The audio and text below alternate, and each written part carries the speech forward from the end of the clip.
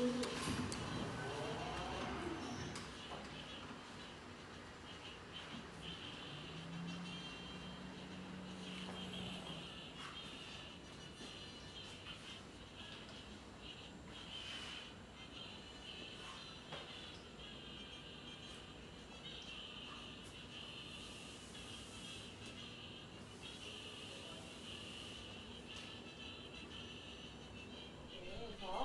그 인지하는 칠보 명인입니다. 오늘 여러분이랑 이번 주 월요일부터 월화수 3일 동안에 새로운 친구들을 계속 만나면서 수업을 진행을 하고 있고요. 만약에 맨날 똑같은 친구들이 아니고 다른 친구들인 줄 알았으면은 같은 작업을 했을 수도 있을 것 같아요. 근데 선생님은 이제 계속 같은 친구들이 오는 줄 알고 진행을 했었는데, 어쨌든 오늘 여러분이랑 같이 램프를 칠보 작업이랑 램프 만들기를 같이 해볼 예정입니다. 자, 일단 칠보를 배우러 왔으니까 칠보공예의 뜻에 대해서 좀 알아야 되겠죠? 칠보공예에 대해서 알고 온 친구 있어요 혹시? 우리 건우나 건이는 칠보공예 들어봤어요? 안 들어봤어요? 네. 칠보공예하고 오칠이나 자개하고 헷갈려 하시는 분들이 많아요. 우리나라 전통 두 가지 다 전통공예인데요. 칠보공예는 칠보라는 것은 한자로 칠은 일곱을 뜻하는 그 칠이고요. 보는 보석을 의미하는 그 보자예요. 그래서 칠보는 일곱 가지 보석이다 뭐 그렇게 해석이 되는데, 일곱 가지 보석, 진짜 일곱 가지 우리가 알고 있는 뭐 그런 보석이 아니라 그렇게 일곱 가지 보석처럼 색깔이 화려하고 예쁘기 때문에 칠보라고 이름이 붙여진 것 같고요. 또 그 이름이 붙여진 시대에 여러분 뭐 안경 쓴 친구들도 있는데, 안경 알이 유리인데도 그냥 일본 창문 유리하고 가격을 비교해봤을 때 어때요? 엄마가 계산해서 잘 모르나? 유리, 이렇게 안경 유리 같은 특수한 유리들은 그냥 유리라도 가격이 상당히 비싸요. 근데 칠보도 역시 예전에는 어마어마하게 비쌌었대요. 그래서 진짜로 실제로 보석으로 취급받던 때가 있었고요. 또 칠보라는 것이 금이나 은이나 동, 그리고 예전에는 동도 잘 안 쓰고 금이나 은에 주로 작업을 했어요. 그러니까 그것을 바탕금속, 바탕소지라고 부르는데, 그것 위에다가 작업을 하다 보니까 뭐 왕실의 비녀, 뭐지? 왕비님의 비녀라든가 아니면 한복의 그 놀이개라든가 또 뭐 그 남자분들이 입는 옷의 마고자 단추 같은, 그러니까 남자 한복에 있는 단추들 있죠. 그것을 마고자 단추라고 하는데, 그런 것들을 주로 사용을 했었어서 아주 귀하게 대접받던 그런 공예품의 일종입니다. 그래서 보면 금운동의 금속재료에 유리질의 유약을 녹여 붙이는 과정을 거쳐 아름답고 귀한 색상의 고배로운 물건을 만드는 공예 기법, 이렇게 되어 있죠. 네, 이런 형태로 작업을 한다고 이해를 하시면 되고요. 그 외에도 뭐 금속의 부속을 방지하기 위해서 더해줬다 뭐 이런 얘기들도 있어요. 그래서 실제로 칠보가 올려져가지고 전해지는 유물들은 상당히 보존이 잘 돼 있는 편이 많아요. 그런데 안타깝게도 유물이 많이 남아있지 않은 이유는 바탕금속이 뭐라고? 금공예 말고도 불교에서도 유래한 말이기도 해요. 불교에서도 칠보라는 말을 사용하고요. 문양으로 칠보 문양이라는 것도 있어요. 근데 거기까지 선생님 오늘 준비는 안 했어요. 너무 복잡할 것 같아서 뭐 금은 수정, 뭐 라피스, 산호, 만호, 진주 이런 것들을 일컬어서 일곱 가지 보석이라고 하는데, 이렇게 예쁜 보석 색깔들과 같은 색깔을 낸다고 해서 칠보입니다. 자, 우리나라에 칠보에 대한 기록이 남아있는 것 중에 가장 오래된 것으로 선생님이 아직까지 더 오래된 건 찾지를 못했고요. 더 찾아낸 것 중에는 고려사라는 책이 있어요. 고려사에 대해서 우리 지민이는 안다고 했죠. 네, 고려사 언제 쓰여진지 혹시 아는 친구? 아니면 고려사가 무슨 책인지 아는 친구? 고려에 대한 책. 또 고려사는 고려의 역사를 적은 책이에요. 고려 역사 굉장히 많죠. 고려 역사를 적은 책이고요. 수도가 어디의 수도? 근데 지금 한국의 수도는 어디죠? 서울이죠. 근데 고려시대 수도는 개경이었대요. 근데 개경에서 몽고가 침입해 오니까 강화도로 수도를 옮겼어요. 왜냐하면 침입해서 왕안이 잡히거나 그러면 안 되니까 강화도로 옮겼는데, 그 강화에 최이라는 사람이 그 왕을 위해서 6개의 상에 칠보의 그릇을 진열하여서 음식을 풍부하게 차려하고 대접을 했다, 그런 기록이 나옵니다. 그래서 거기에서 처음 칠보에 대한 기록을 찾을 수 있고요. 또 고려 사저료도 역시 고려 시대에 대한 책인데, 이거는 김종서라는 분이 편찬한 역사 고려서래요. 그래서 고려 시대 연구하는 두 가지의 책이 대표적으로 사용되고 있다고 합니다. 인체 뭐 궁금한 거 있어요? 거기에도 보면 역시 칠보 그릇에 대한 이야기가 비슷한 이야기가 나오고 있어요. 그 외에도 묵은집에 보면 칠보 장식을 했다, 뭐 이런 얘기가 나오고요. 그다음에 그 사절복색 자장요람이라고 옛날 궁중에서 여자분들, 그러니까 뭐 왕비라든가 후궁이라든가 이런 분들이 어떤 옷을 입고 어떻게 차림새를 해야 하는지, 그러니까 뭐 예를 들면 생일날은 어떻게 입어야 된다라든가, 아니면 왕이 대관식 같은 걸 할 때 어떻게 입어야 된다든가라는 그런 내용들이 적혀 있는 그런 책들이 있었는데, 이거 같은 경우는 사절복색자자요라니까 사계절 동안에 어떻게 옷을 입나 계절마다 그거에 대한 기록인 것 같아요. 그래서 거기에 보면 2월 초하루니까, 이거 2월 초하루는 옛날에는 음력이니까 지금으로 치면 한 3월 초나 3월 초나 뭐 그쯤 되는 것 같아요. 그때쯤에 칠보 가락지와 공단 단을 입었다. 그리고 저런 무슨 잠 이거는 비녀예요. 비녀. 이런 비녀를 꽂고 장식한다, 그런 내용이 나와요. 그래서 칠보가 조선시에도 매우 많이 사용되던 그런 공예품이었다라고 이해하시면 될 것 같아요. 그리고 기타 뭐 여러 가지 얘기들이 있는데 그런 거 이제 넘어가고, 여기 보시면 기록은 그 조선시대 쓰인 고려에 대한 기록인데, 유물은 이거는 그 왕릉 있잖아요. 무슨 총 하는 데 있죠. 그런 데서 나온 거예요. 여기 보면 금령총이라고 써있죠. 금령총 뭐 이렇게 쭉 써있는데, 그런 데서 발굴된 초기의 칠보 작품입니다. 그래서 여기 귀걸이에 보면 여기 부분 있잖아요. 이런 부분이 초기의 칠보로 장식되어 있는 그런 작품인 거예요. 그래서 삼국시대에도 굉장히 많이 사용을 됐고요. 보시다시피 왕이 사용하는 그런 장신구에 칠보가 되어 있기 때문에 보석으로 분류됐던 를 미루어 짐작할 수 있습니다. 또 제일 중요한 게 또 있는데, 이거 같은 경우는 대동은전이라고 불러요. 여기 보면 대동 1전, 2전, 3전 이렇게 되어 있죠. 그래서 요거는 우리나라 그 고종시대, 그러니까 대한제국 시대에 발행된 한국 최초의 은화예요. 우리나라 최초의 은화. 그런데 요거가 왜 발행이 되게 되냐면, 우리나라는 그 화폐, 돈을 막 유통하던 시기가 많지 않아요.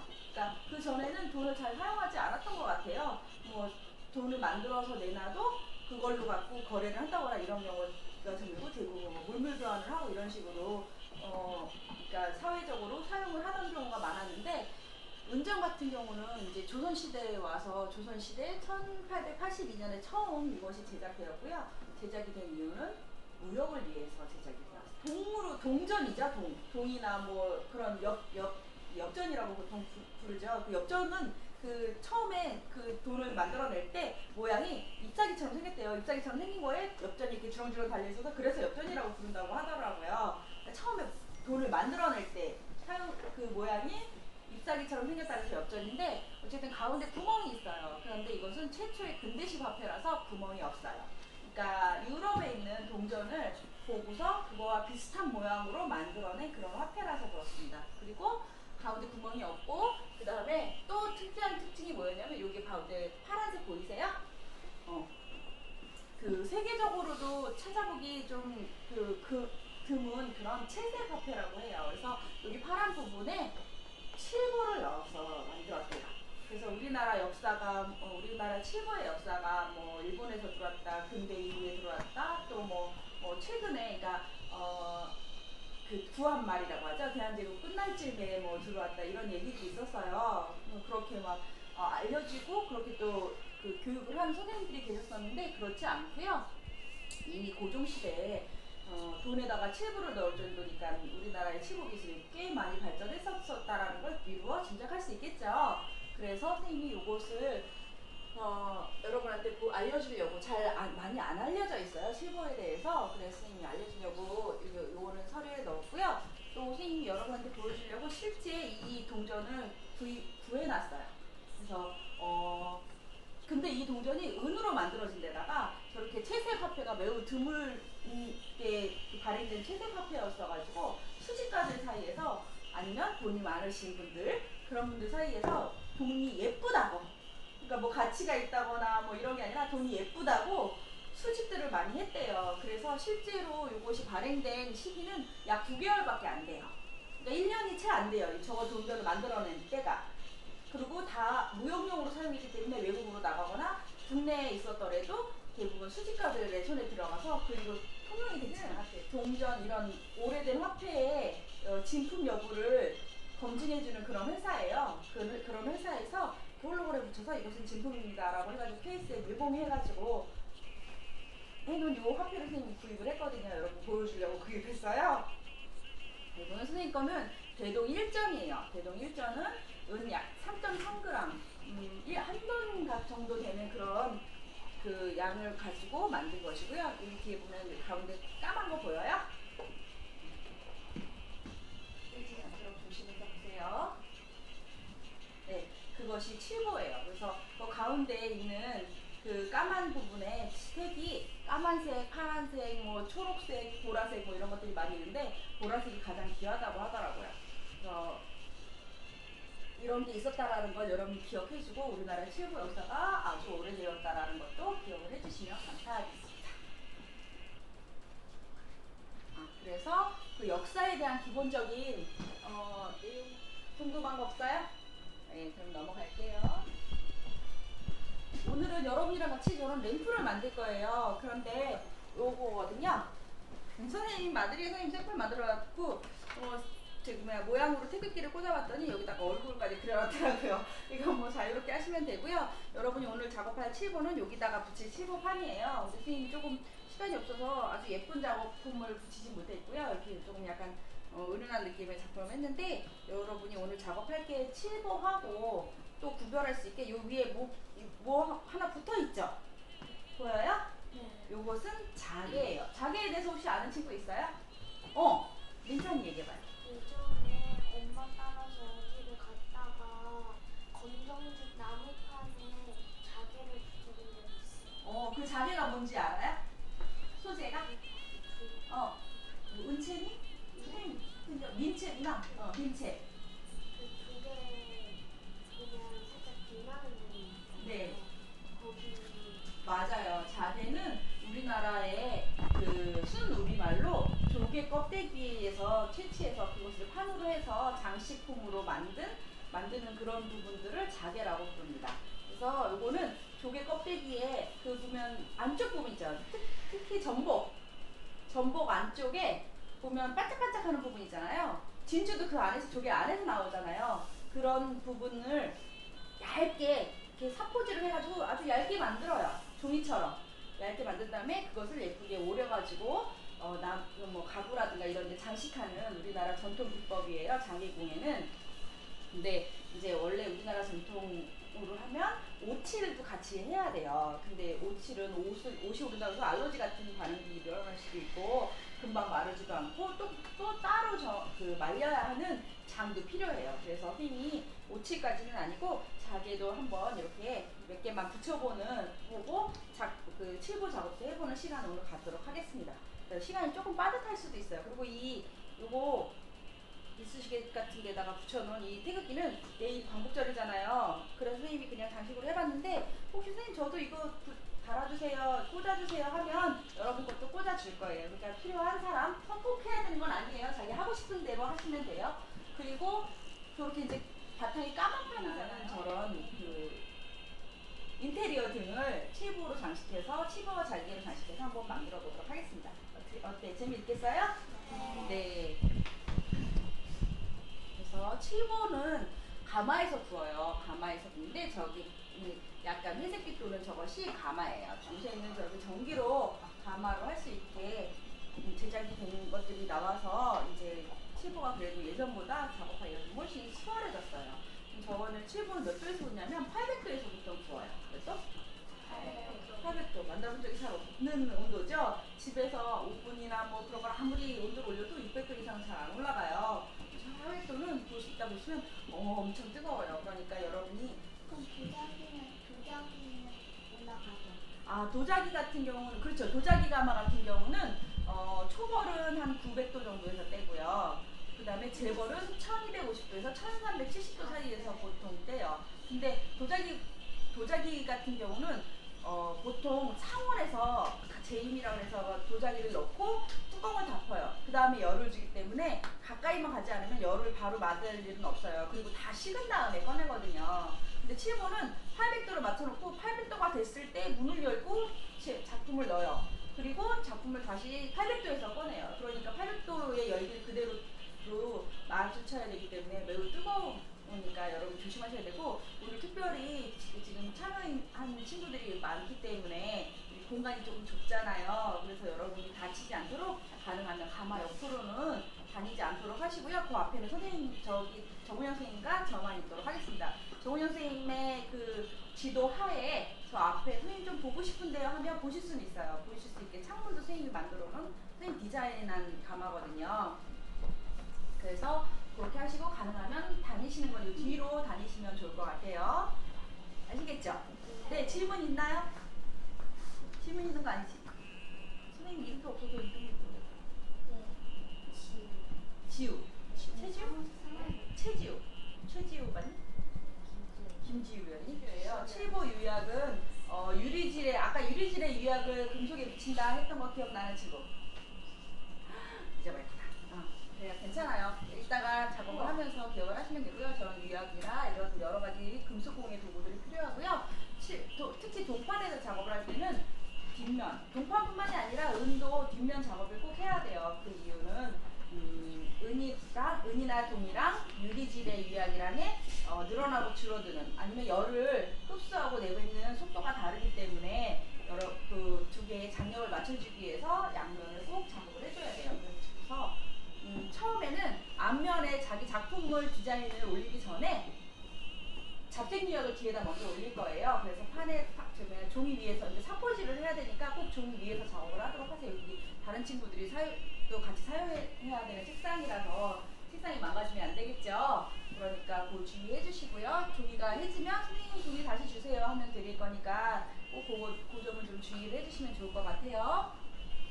그래서 뒷판을 먼저 사포질을 할 거예요. 사포질을 하고 그 위에다가 잡생유약을 올리고 그 잡생유약을 그래서 수분을 빼서 선생님이 부어주실 거예요. 선생님이 부어주시면은 그것을 다시 꺼내서 앞에 면이 또 까맣게 타요. 종이기 때문에 산화가 되거든요. 온도가 높아서. 그러면 그거를 다시 사포질을 할 거예요. 선생님 사포 준비되어 있나요? 네. 사포질을 하고 사포질이 다 끝난 다음에 그 위에다가 자기가 하고 싶은 디자인으로 작업을 할 거예요. 아시겠죠? 그러니까 지금 설명을 들으면서 나는 저기 그 등에 앞에 무슨 장식을 할까 그걸 좀 고민을 해보시면 좋을 것 같고요. 이렇게 사포질을 하고 유약을 올리고 수분을 뺀 다음에 가마에서 붓고 식혀서 사용을 합니다. 뒷면 작업할 때 이렇게 하는 거예요. 그 다음에 오늘 여러분하고 할 칠보 공예 작품 중에서 알갱이 칠보를 이용한 작품을 할 거예요. 그래서 첫 시간에는 그림을 직접 그리는 작업을 했었어요. 처음 한 친구들은. 그런데 알갱이 유약을 가지고 장식을 하는 방법으로 오늘은 수업을 진행을 하도록 하겠습니다. 그래서 알갱이 유약 같은 경우는 바탕에 먼저 자기가 원하는 색깔은 한 색깔이든 두 색깔이든 빈틈없이 다 올려줘야 해요. 그런 다음에 다시 이렇게 보시면 바탕을 이제 뒷면 한 것에 앞면을 깨끗하게 올려놓고 그 다음에 앞면 유약을 올려요. 그 다음에 핀셋이나 뭐 그런 것으로 이렇게 원하는 대로 모양을 올립니다. 그 다음에 구워요. 구우면 그 알갱이 유약이 내려앉아요. 녹으면서. 그래서 평평해지고 그렇게 되면 식혀서 작품을 완성하시면 돼요. 별로 어렵지 않죠? 네.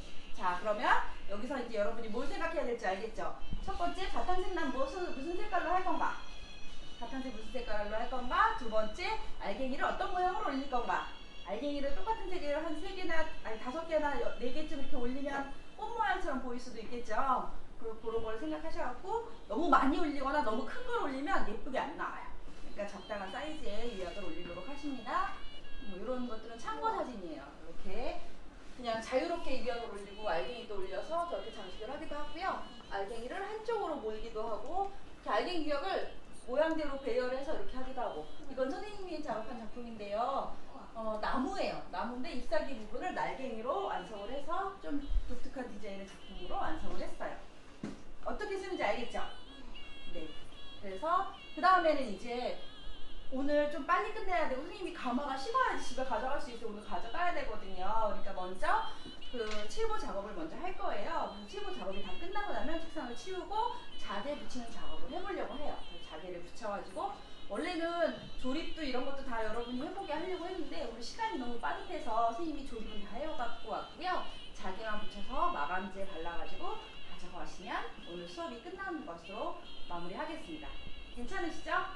네. 그래서 이렇게 원하는 부분에다가 자기를 선생님 가로로 올렸지만 선생님 저 세로로 올릴 거예요. 한가운데 올릴 거예요. 뭐 편한 대로 올리시면 돼요.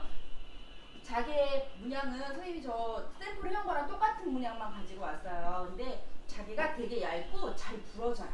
그러니까 그래서 핀셋으로 조심조심 다루셔야 돼요. 손으로 여러분 손이 작으니까 손으로 만져도 돼요. 만지는 건 상관이 없는데 조심해서 만지지 않으면 다 부러질 수 있어요. 그 점을 주의해 주시고요. 자 이렇게 해서 붙이고 선생님이 마감재를 1차로 발라왔기 때문에 여러분은 저기 자개 부분만 마감재 살짝 발라주시면 돼요. 그것도 잘 모르시겠으면 발을 붙일 때도 자 마감재로 붙일 거예요. 풀 사용 안 하고 마감재로 붙이고 조금 굳으면 그 위에 마감재를 덧발라서 예쁘게 완성하는 과정을 갖도록 하겠습니다. 어렵지 않죠? 요거는 선생님이 그냥 사진을 참고로 준비했는데 원래 저렇게 단자에다가 선생님이 끝도 다 정리를 해왔어요. 땜까지. 그래도 꽂기만 하면 되게 되어있게 그렇게 해서 여러분이 쉽게 하게 했는데 오늘 시간이 없어서 저거 선생님 미리 다 해갖고 왔어요. 그래서 이렇게 하고 여기 뒤에 보면 선생님 좀 보여주세요. 작업을 했고 만드니라고 쓰여있어요. 그리고 그 밑에 칸이 비어있죠. 그래서 그 만드니는 누가 될까요? 그렇죠. 거기에다가 자기 이 사인을 넣는 시간이에요. 그래서 거기다가 자기 사인을 넣어서 작품을 완성하면 오늘 수업이 끝납니다. 어때요? 마음에 들어요? 네. 선이야 뭐라 그랬니 선생님? 아, 네. 네. 가마에 대이지 말고 아까 건이가 말한 대로 소켓에는 뭐 전기가 들어갔든 안 들어갔든 습관적으로 손을 넣지 않는다. 절대 손을 넣지 않는다라는 주의를 가지고 있고요. 전기용품이니까 주의해서 다뤄야 되겠죠. 그래서 전기를 꽂거나 뺄 때는 엄마한테 부탁하세요. 집에 방에 뭐 놓으시든 마루에 놓으시든 아시겠죠? 네, 고마워요. 대답해줘서. 그리고 또 칠보는 동판을 사용하기 때문에 동판이 날카로워요. 그러니까 손을 베일 수도 있겠죠. 그래서 손이 베이지 않도록 주의해 주십니다. 어떻게 하라고? 네, 손을 베이지 않도록 주의해 주시고 그 다음에 유약은 유리질이에요. 유약을 막 만지고 눈을 만지면 될까요? 안 될까요? 네, 눈을 만지면 안 돼요. 그리고 가능하면 손에 묻지 않도록 해주시는 게 좋아요. 저게 고운 유리가루 같은 거기 때문에 손이 거칠어질 수 있어요. 그러니까 가능하면 도구로만 사용을 하시고요. 손에 묻었을 때는 앞에 있는 깨끗한 물통에다가 아니면 물 그릇을 선생님이 중간중간 놔줄 거예요. 그러면 그 물그릇에다가 손을 깨끗하게 닦아내도록 하세요. 이렇게 모래 같아가지고 흔들어내면 금방 떨어져요. 이해하셨죠? 네, 그렇게 하시고 그러니까 유약 만지고 눈 만지지 않기, 또 석포질하면서 동판 만질 때 동판을 베이지 않기, 또 저기 800도에서 나와요. 그러면 이게 얼마나 뜨거울까요? 많이. 물에 데워봤어요, 여러분? 뜨거운 물에? 안 데워봤어요? 물에 하여튼 뜨거운 물에다 데워도 되게 아파요. 근데 저 800도는요 이렇게 잘못 만지면 손에 뼈까지 다 상할 수 있는 아주 어마어마한 온도예요. 그러니까 선생님이 아까 말한 대로 가마 주변에는 오시지 않는 게 좋은데 그렇지만 그래도 주의사항으로 베이지 않고 눈 비비지 않도록 주의해 주시기 부탁드릴게요. 오늘 아무런 사고 없이 잘 작품 마무리해서 돌아갈 수 있으면 감사하겠습니다. 아시겠죠? 네, 그러면 이제 시작해 볼게요. 혹시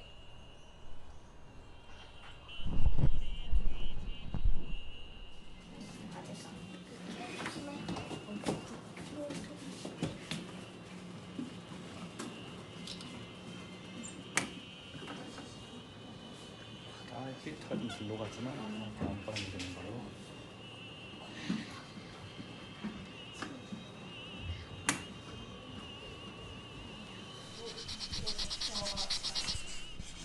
아니 거기다 들고 하면 안 돼요. 그러면은 저기 뭐지? 접시 위에다 올려놓고 하면 접시 나중에 위압 받을 때 힘들잖아요.